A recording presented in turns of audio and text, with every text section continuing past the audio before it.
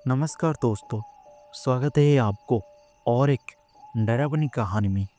दोस्तों, आज मैं आपको एक ऐसी कहानी सुनाने वाला हूँ जिसे रिकॉर्ड करते समय मेरा हाथ कांप रहा है, क्योंकि ये कहानी सिर्फ प्यार की नहीं, ये कहानी है उस प्यार की जो इंसान और एक यक्षिणी के बीच हुआ था।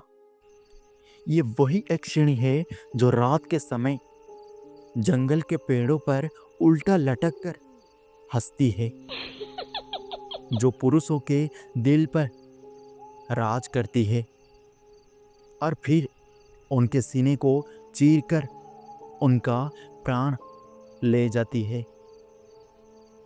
आज की ये कहानी मेरे दोस्त अनुराग की है, जिसने एक बार बारिश वाली रात उस स्त्री को देखा था, जिसकी आंखें आम इंसानों जैसी नहीं थी।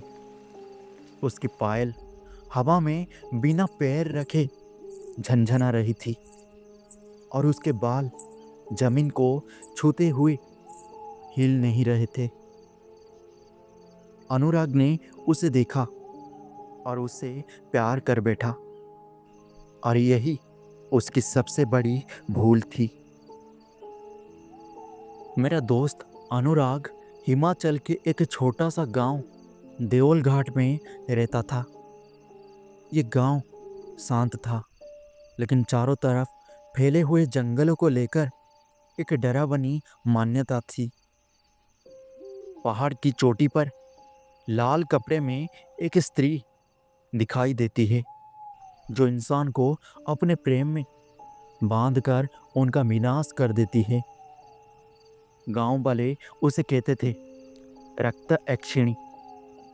कहते हैं उसकी आत्मा सदियों पुरानी है और वो हर 100 साल में किसी एक युवक को अपना बनाकर ले जाती है। अनुराग हंस देता था, उसे इन बातों पर भरोसा नहीं था। लेकिन सब कुछ उस रात बदल गया जब वो जंगल में खो गया। एक बरसात की तेज रात, अनुराग बाइक से घर लौट रहा था, पर रास्ते में फिसल कर गिर गया। उस समय जंगल पूरी तरह सुनसान था, अंधेरा और हल्की सी धुंध। अचानक किसी के गाने की आवाज आई। एक स्त्री लाल साड़ी में पेड़ के नीचे खड़ी थी। उसकी पीठ अनुराग की ओर थी और वो बिना पैरों के जमीन पर तैर रही थी। अनुराग डर गया, लेकिन जैसे ही वो मुड़ी, उसका चेहरा किसी स्वर्ग का अप्सरा जैसा था। वो औरत धीरे से बोला, डरो मत, मैं तुम्हें चोट नहीं पहुंचाऊंगी। उसकी आवाज में अजीब खिंचाव थी। अनुराग वही ठहर गया। उसे पहली बार लगा वो किसी इंसान को नहीं, किसी दिव्य शक्ति को देख रहा है। अगले कुछ दिनों में वो औरत और अनुराग मिलने लगे। वो औरत अपना नाम यख्या बताती थी। वो औरत खूबसूरत, शांत और रहस्यमयी थी, पर कभी भी गांव के बीच नहीं आती थी। सिर्फ जंगल या पहाड़ की ऊपरी चोटी पर जाती थी। अनुराग धीरे धीरे उससे प्यार करने लगा, लेकिन उसने एक बात नोटिस की। यख्या जमीन पर पैर नहीं रखती थी। वो कभी सूरज निकलते नहीं दिखती थी, और जब वो आती थी, हवा में हमेशा चंपा के फूलों की खुशबू छा जाती थी। अनुराग को लगता था ये सब खास है, पर सच्चाई उससे भी ज़्यादा खतरनाक थी। एक दिन गांव का बूढ़ा पुजारी अनुराग से बोला, दूर रहो उस स्त्री से, वो यक्षिणी है, उसका प्यार मौत है। अनुराग हंस पड़ा, पर पुजारी ने उसे वो दास्तान सुनाई। वो औरत कभी इंसान थी, पर प्रेम में धोखा मिलने पर उसने तंत्र सीधी की और शापित हो गई। अब वो हर शताब्दी में एक पुरुष को अपने प्रेम में बांधकर उसका प्राण ले जाती है और उन्हीं प्राणों से अपनी सुंदरता को जीवित रखती है। अनुराग को भरोसा नहीं हुआ, लेकिन उसी रात के 12 बजे पहाड़ी पर हवा तेज से बह रही थी। अनुराग यक्षा से मिलने पहुंचा, लेकिन आज वो बदली हुई लग रही थी। उसकी आंखें लाल चमक, बाल हवा में फड़फड़ा रहे थे और उसकी पायल अपने आप बज रही थी। अनुराग बोला, यक्षा, क्या तुम ठीक हो?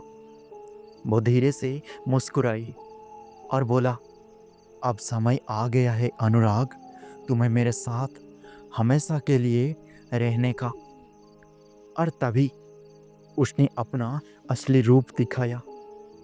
लंबे दांत, नुकीले नाखून और चेहरा इतना भयावह कि इंसान बेहोश हो जाए। अनुराग डर के मारे पीछे हट गया, लेकिन यक्षिणी हवा में उड़कर उसके सामने आ गई और बोला, तुम्हारा प्यार मेरी अमरता है। अनुराग जान बचाकर भागा। जंगल में चीखों की गूंज, पेड़ों पर उल्टा लटक की परछाइयां और चारों तरफ धुंध में चमकती आंखें। वो गिरते पड़ते घर पहुंचा, पर उसके पीछे अभी भी उसकी पायल की आवाज आती थी। उस रात अनुराग सो नहीं पाया। अगली सुबह अनुराग पुजारी के पास गया। पुजारी ने उसे बताया, यक्षिणी को रोका नहीं जा सकता, उसे सिर्फ एक ही चीज डराती है, उसका अपना अतीत। उसे उस जगह ले जाओ जहां उसका प्रेमी उसे धोखा देकर मार गया था। वो पुरानी हवेली जहां उसका प्रेमी उसकी हत्या करके भाग गया था। अनुराग ने साहस जुटाया और यक्षिणी को हवेली तक खींच लाया। हवेली सुनसान था, दीवारों पर सूखे खून के निशान, हवा में बदबू।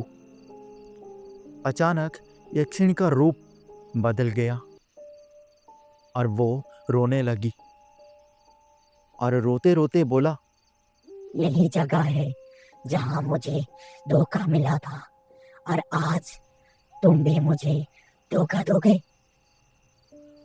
उसकी चीख इतनी तेज कि दीवारें हिलने लगी।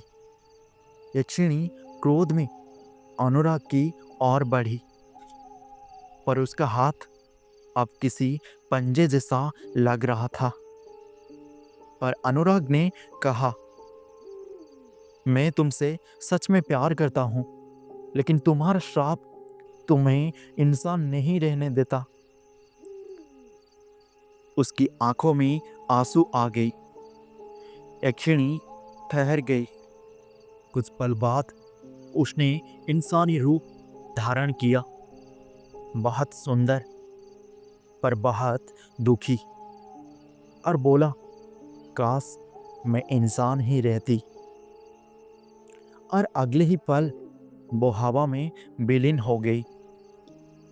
कुछ महीनों बाद सब कुछ सामान्य हो गया। पर एक रात अनुराग रास्ते पर चल रहा था।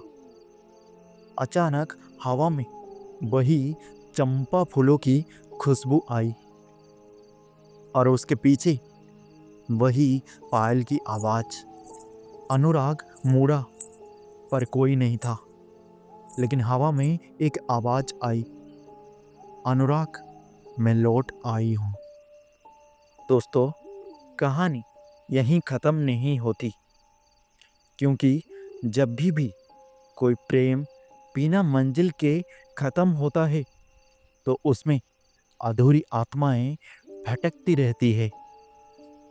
अनुराग आज भी गांव में है, लेकिन वो अब रात में कभी घर से बाहर नहीं निकलता है, क्योंकि उसे पता है एक्शन का प्यार एक बार नहीं, जिंदगी भर पीछा करता है।